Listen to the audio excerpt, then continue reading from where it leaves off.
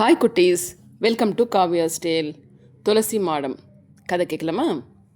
காமாட்சி அம்மாள் நேரடியாக கமலியை கடிந்து கொள்ளவில்லை என்றாலும் பார்வதியை அவள் கண்டித்து கொண்டிருந்த வார்த்தைகளின் வேகம் கமலியையும் பாதித்தது.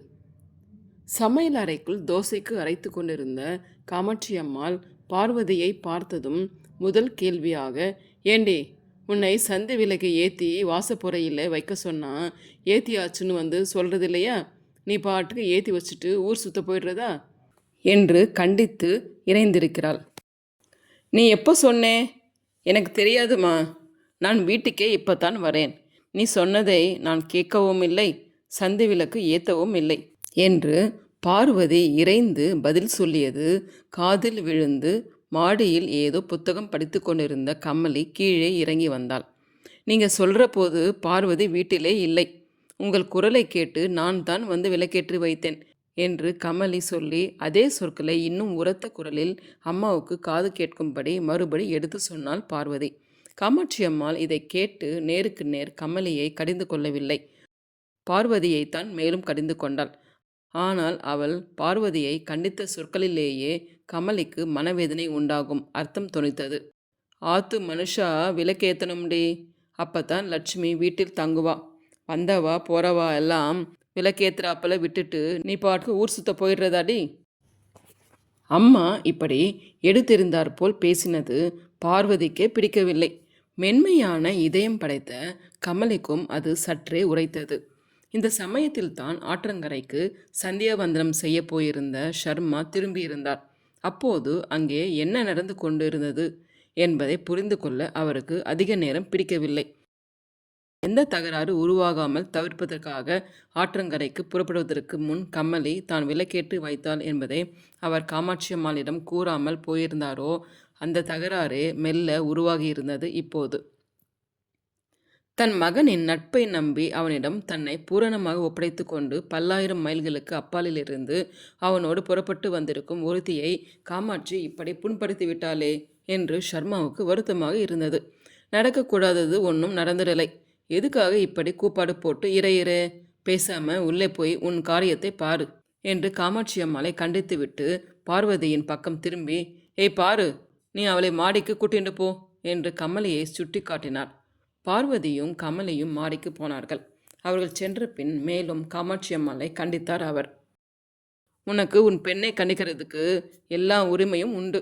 அடுத்தவ மனசு புண்படுறாப்பல பேசுறதுக்கு நீ யாரு? நீ பேசினது கொஞ்சம் கூட நன்னா இல்லை.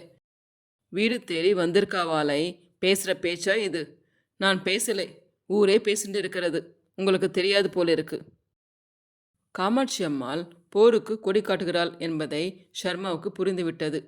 இது ஒரு பெரிய சண்டையாகி மாடியில் இருக்கும் கமலியின் கவனம் மறுபடியும் கவரப்பட்டு ரசவாசமாவதை அவர் விரும்பவில்லை. பேசாமே உள்ளே போ, உன் கைங்காரியத்தை பாரு என்றார் ஷர்மா. அவர் அதட்டிய குரலுக்கு கட்டுப்பட்டு காமாட்சி அம்மாள் உள்ளே சென்றாள்.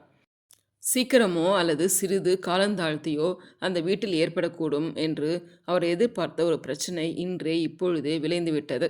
விவரங்கள் தெளிவாக சொல்லப்படாமல் இருக்கும்போதே காமாட்சி அம்மாள் சண்டைக்கு கிளம்பியிருந்தாள். அதட்டியும் மிரட்டியுமே அதிக நாள் இந்த பிரச்சனையை சமாளிக்க முடியாது என்பதை ஷர்மாவுக்கு தெரிந்துதான் இருந்தது. மாமியாரும் மருமகளுமாக இல்லாமலே காமாட்சிக்கும் கமலிக்கும் மாமியார் மருமகள் சண்டையை விட கடுமையான சண்டைகள் வந்துவிடும் போலிருந்தது. இவற்றை எல்லாம் உத்தேசித்து தான் ரவியிடம் ஓரளவு விரிவாக பேசிவிடலாம் என்று ஆற்றங்கரைக்கு புறப்படும் போது அவனை தம்மோடு அழைத்து செல்வதற்காக தேடியிருந்தார் அவர். ரவியின் திட்டம் என்ன, அவன் என்ன செய்ய போகிறான் என்பதை எல்லாம் அவனிடமே மனம் விட்டு பேசிவிட தீர்மானித்திருந்தார் அவர். அந்த விஷயத்தை தள்ளி போடலாம் என்று நினைக்கவும் முடியாதபடி நெருக்கடி உருவாகியிருந்தது. ஊர் உலகம் என்று வெளியிலிருந்து நெருக்கடிகளும் நிர்பந்தங்களும் இன்னும் வந்துவிடவில்லை என்றாலும் வீட்டுக்குள்ளேயே எதிர்பார்த்த நெருக்கடிகள் இன்று தொடங்கியிருந்தன. சீமாவையாரின் கேள்வி, படித்துறையில் ஜபம் பண்ணி கொண்டிருந்த வைதிகர்களின் விசாரணை எல்லாமாக சேர்ந்து இந்த பிரச்சனை நாளைக்கோ நாளன்றைக்கோ ஊரளவியதாகவும் ஆகக்கூடும் என்பதற்காக அறிகுறிகளாக தோன்றின. தம்முடைய மனைவி காமாட்சி அம்மாள் அப்படி பேசியதற்கு கமலியிடம் அவள் சார்பில் தானாவது மன்னிப்பு கேட்க வேண்டும் என்று தோன்றியது அவருக்கு. அதற்காக மாடிப்படி ஏறியவரின் செவிகளில் மங்களமான துர்கா சப்த ஸ்துதியின் அழகிய ஸ்தோத்திரம் விழுந்தது. பார்வதி முதலில் சொல்ல அதை திருப்பி சொல்லி கொண்டிருந்தாள் கமலி. கொஞ்சம் கூட குழப்பம் இல்லாத தெளிவான உச்சரிப்பில் கமலி அதை திருப்பி சொல்லியதை கேட்டு ஷர்மாவுக்கு மெய் சிலிர்த்தது. இப்படி பாந்தமாய் அழகாக ஸ்தோத்திரம் சொல்கிறவள் விளக்கேற்றியதால் லட்சுமி வீட்டில் தங்க மாட்டாள் என்று சாடியிருந்த காமாட்சியம்மாள் மேல் இப்போது மீண்டும் கோபமாக வந்தது அவருக்கு. மேலே ஏறி செல்லாமல் நின்று கொண்டிருந்த படியிலிருந்தே அதை மேலும் தொடர்ந்து கேட்டுக்கொண்டிருந்தார் ஷர்மா. தேசம், ஆச்சாரம், கலாச்சாரம், இனம், நிறம் இவற்றையெல்லாம் மானிட ஜாதியின் ஒற்றுமைக்கு பயன்படுத்தாமல் இடையூறுகளாகவும் தடைகளாகவும் பண்ணிவிட்டார்கள் மேல் அந்த நொடியில் கோபமாக வந்தது அவருக்கு. மேலே படியேறி போய் கமலியிடம் பேசலாமா, அவர்கள் தனிமையை கலைக்காமல் அப்படியே திரும்பி கீழே போய் விடலாமா என்று படியிலேயே தங்கினார் ஷர்மா. காமாட்சி அம்மாள் நடந்து கொண்டதற்கு மாற்றாக கமலியிடம் 2 வார்த்தை பேசி மன்னிப்பு கேட்டாலொழிய மனம் நிம்மதியடையாது போலிருந்தது அவருக்கு. மேலே படியேறி மாடிக்குள் பிரவேசித்தார் அவர். கமலியும் பார்வதியும் சொல்லி கொண்டிருந்த ஸ்தோத்திரத்தை நிறுத்திவிட்டு அவரை பார்த்ததும் எழுந்து நின்றார்கள். காமாட்சிக்கு வயசாச்சு. யாரை பேசுகிறோம் என்ன பேசுகிறோம்னு தெரியாமல் முன்கோபத்திலே ஏதாவது பேசிடுவா. அதெல்லாம் ஒன்றும் மனசில் வச்சுக்க வேண்டாம். உடனே மறந்துடுறது நல்லது. தன்னை நோக்கி தனக்காகத்தான் அவர் இதை சொல்கிறார் என்பதை அடுத்த கணத்திலேயே கமலி புரிந்து கொண்டார். இதற்கு அவளிடமிருந்து என்ன பதில் வருகிறது என்பதை எதிர்பார்க்காமலே அவர் விடுவிடுவென்று படியிறங்கி கீழே போய்விட்டார். அவர் மனம் அப்போது ஒரேடியாக கலங்கி போயிருந்தது. பேசாமல் முதலில் யோசித்திருந்தபடி கமலியையும் ரவியையும் அவர்கள் சங்கரமங்கலத்தில் இருக்கிற வரை வேணுமம்மா வீட்டிலேயே தங்க வைத்து விடலாமா என்று கூட இப்போது தோன்றியது அவருக்கு. இதிலிருந்து வீட்டிலும் ஊரிலும் எந்தெந்த முனையில் எப்படி பிரச்சனைகள் கிளைக்கக்கூடும் என்று நினைத்து பார்த்தார் அவர். அவர் வெளியே போயிருந்த ரவி வீட்டுக்கு வந்ததும் முதலில் அவனிடம் இந்த பிரச்சனையை பற்றி விரிவாக பேசி ஒரு முடிவுக்கு வந்துவிட வேண்டும் என்று மனதுக்குள் தீர்மானித்து கொண்டார். ரவியும் கமலியும் தொடர்ந்து வீட்டிலேயே தங்கியிருப்பதை பொறுத்து அவருக்கு ஏற்பட்ட ஒரே ஒரு மனத்தயக்கம், கவலை இல்லாமல் வளர்ந்த செல்வ குடும்பத்து பெண்ணான கமலியின் பூ போன்ற மனம் அடுத்தடுத்து வேதனைப்படும்படியான சம்பவங்கள் இந்த வீட்டில் நடந்துவிடுமோ என்பது தான். காமாட்சி அம்மாள் என்ன பேசுவாள், எப்படி நடந்து கொள்வாள் என்பதை ஒவ்வொரு கணமும் கண்காணித்து கமலிக்கு ஏற்பட இருக்கும் மன துன்பங்களை தவிர்ப்பது என்பது இயலாத காரியம். இதற்காக என்றே தானோ ரவியோ 24 மணி நேரமும் வீட்டில் அடைந்து கிடந்து காமாட்சி அம்மாளை கவனித்து கொண்டிருப்பது என்பதும் நடைமுறையில் சாத்தியமாகாத காரியம். கமலியின் மேலுள்ள அனுதாபத்தினாலேயே அவர் இப்போது இப்படி நினைத்தார். பச்சை கிளியை கூண்டில் அடைத்த மாதிரி அவளை அந்த வீட்டின் கடுமையான ஆச்சார அனுஷ்டானங்களில் சிக்க வைப்பதற்கு அவரே தயங்கினார். கமலியும் ரவியும் சங்கரமங்கலத்தில் வந்து இறங்குவதற்கு முன் அவர் மனதில் பல தயக்கங்கள் அலைமோதியிருந்தன.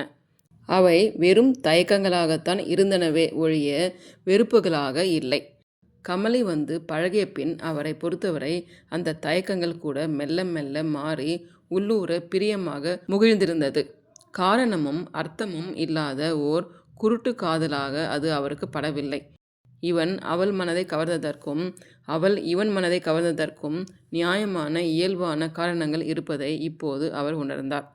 அந்நிய தேசத்துக்கு போய் திரும்பும் சராசரி இந்திய இளைஞன் திமிருக்காகவும் ஊரார் வியப்பதற்காகவும் ஒரு வெள்ளை தோல்குரியவளை உடன் இழுத்து கொண்டு வருவதைப் போல் இது இல்லை.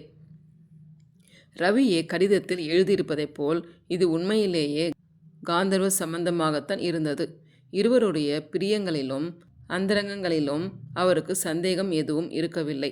வெறும் உடல் சம்பந்தப்பட்ட பரஸ்பர கவர்ச்சி என்று மட்டும் அதை நினைக்க முடியவில்லை. உடலையும் தவிர அறிவுக்கும் ஒத்த உணர்வுகளுக்கும் ஒத்த எண்ணங்களுக்கும் இந்த காதலில் அதிக சம்பந்தம் இருப்பது புரிந்தது. காமாட்சியால் இதை வெறுக்க முடிந்தது போல் அவரால் இதை வெறுக்க முடியவில்லை. பூரண ஞானத்தின் கனிவு எந்த மனத்தில் நிரம்பியிருக்கிறதோ அந்த மனத்தில் மிகவும் கொச்சையான விருப்புகளும் தூஷணைகளும் ஒருபோதும் வருவதே இல்லை.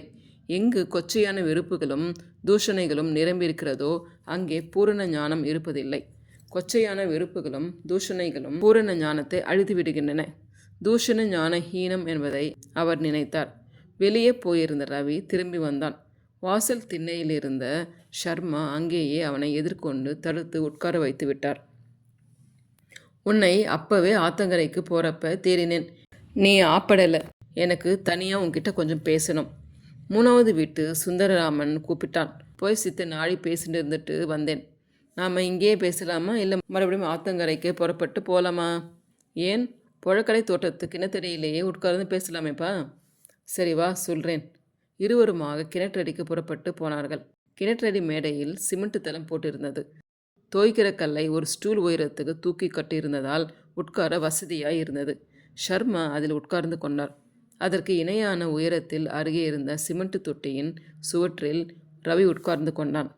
தாம் பேசத் தொடங்குவதற்கு முன் அதற்கு பயன்படும் சில பூர்வாங்கமான தகவல்களை ரவியிடம் முதலில் விவரிக்கத் தொடங்கினார் ஷர்மா. கமலியை பற்றி காமாட்சி அம்மாளின் சந்தேகங்கள், அவள் அடிக்கடி தம்மிடம் தூண்டி துளைத்து கேட்கும் கேள்விகள், அன்று மாலை கமலி சந்து விளக்கு ஏற்றி வைத்தது தொடர்பாக ஏற்பட்ட தகராறு, சீமாவையாரின் விசாரிப்பு, படித்துறையில் ஊர் வைதிகர்களின் கேள்விகள் எல்லாவற்றையும் ஒவ்வொன்றாய் விளக்கமாக சொல்லிவிட்டு அதற்கு அவன் என்ன பதில் சொல்கிறான் என்று எதிர்பார்த்து அந்த பதிலுக்காக தம் பேச்சை நடுவே நிறுத்தினார் போல் சிறிது நேரம் நிறுத்தியிருந்தார் ஷர்மா. நீங்கள் சொல்கிறதெல்லாம் சரியப்பா, அதிலே சிலது நான் ஏற்கனவே எதிர்பார்த்தது தான். இப்போது நான் என்ன பண்ணணுங்கிறேன்? என்னை தப்பாக புரிஞ்சுக்காதே. உன்னோட லெட்டர் கிடைச்சப்பவும் அதுக்கப்புறமும் இருந்த கோபமும் குழப்பமும் கூட இப்போ எனக்கு இல்லை. அந்த பெண் கமலியை எனக்கு ரொம்ப பிடிச்சிருக்கு. உங்கள் சிநேகிதத்திலேயும் தப்பு இருக்கிறாப்புல படலை. ஆனால் உங்கள் அம்மா, ஊர் உலகம் எல்லோரும் இதுக்கு குறுக்கே இருக்கிறாங்கிறதை நீ மறந்துடப்படாது. நீங்கள் தப்பாக புரிஞ்சுக்கலைங்கிறதை எங்கள் பாக்கியம் தான் அப்பா. தப்பாக புரிஞ்சுக்கலைனாலும் சூழ்நிலைக்கும் மற்றவர்களின் நிர்பந்தங்களுக்கும் ஊர் உலகத்துக்கும் நான் கட்டுப்பட்டவன்கிறதை நீ மறந்துடாதே. இந்தியாவின் மிகப்பெரிய துரதிர்ஷ்டமே அதன் பூரண ஞானவான்கள் எல்லோரும் பயந்தாங்குழியாக இருப்பது தான். அறிவு என்பது வேறு, சுற்றுப்புறத்தோடு ஒத்துப்போவது என்பது வேறு. நான் இதை எனக்காக சொல்லலை ரவி. இன்னைக்கு சாயங்காலம் அவள் தானா நல்லது செய்கிறத நினச்சுண்டு விளக்கேற்றி வைக்க போக உங்கள் அம்மா சத்தம் போட்டு இறைஞ்சாலே அது மாதிரி ஒன்றொன்னா நடந்தா வீணா அவள் மனசு புண்படுமேன்னு யோசிக்கிறேன். சரிப்பா, நீங்களே இதுக்கு வேறு யோசனை சொல்லுங்க. என்ன செய்யலாம்? 1 நாள் 2 நாளோட போகிற விஷயம் இல்லை இது. இந்த தடவை நான் 1 வருஷம் லீவில் வந்திருக்கேன். இந்தியாவில் ஒரு காலத்தில் பிரெஞ்சு காலனிகளாக இருந்து இன்றைக்கி இந்திய யூனியன் ஆகிட்ட பிரதேசங்களில் பிரெஞ்சு கலாச்சாரமும் இந்திய கலாச்சாரமும் எந்த அளவுக்கு இணைஞ்சிருந்தது என்கிறதை ஆராய்ஞ்சு எழுதுறதுக்காக அவள் வந்திருக்கா. அதுக்காக அமெரிக்கன் ஃபவுண்டேஷன் ஒன்று அவளுக்கு உதவி செய்கிறது. 1 வருஷம் இங்கே இருக்க போகிறா. நானும் ஏறக்குறைய இதே மாதிரி ஒரு அசைன்மெண்ட்டிலே தான் வந்திருக்கேன். சங்கரமங்கலத்தை ஹெட் குவார்ட்டர்ஸாக வச்சுட்டு தான் எங்கள் காரியத்தை செய்கிறதா வந்திருக்கோம். எனக்கு ஆட்சேபனை இல்லை. 1 வருஷம் நீ ஊரில் தங்க போகிறேங்கிறதை பற்றி எனக்கு ரொம்ப சந்தோஷம். பின்னே நீங்கள் எதை பற்றி கவலைப்படுறீங்கன்னு புரியலப்பா. லௌகீகமே தெரியாத ஒரு பழைய காலத்து பொம்நாட்டியோட ஆதிக்கத்தில் இதே வீட்டில் இருந்துண்டு உங்களால் நிம்மதியாக அதை செய்ய முடியுமான்னு தான் கவலைப்படுறேன். என் தயக்கம் எல்லாம் விருந்தாளியே வந்திருக்கிறவளோட மனசு கொஞ்சம் நோகப்படாதுங்கிறது தான். கமலி விருந்தாள் இல்லை. இதுவரை எப்படியானாலும் இனிமே இந்த வீட்டில் அவளும் ஒருத்தி. ஓகே குட்டீஸ், இந்த கதை பிடிச்சிருக்கும்னு நினைக்கிறேன். பிடிச்சிருந்தா லைக் பண்ணுங்கள், ஷேர் பண்ணுங்கள், சப்ஸ்கிரைப் பண்ணுங்கள், கமெண்ட் பண்ணுங்கள்.